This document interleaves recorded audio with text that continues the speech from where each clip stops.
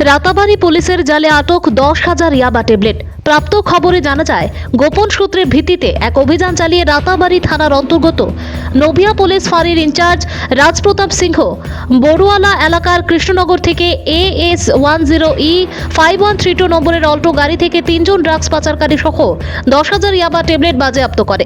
পাচারকারীরা হলেন ডলুরবন্দ এলাকার মৃত এমাদ উদ্দিনের ছেলে মিফতারুল হক বয়স 22, আসরারুল হক বয়স 29, কোলাগ্রামের ইদ্রাজ আলীর ছেলে আব্দুল মনাফ বয়স 50।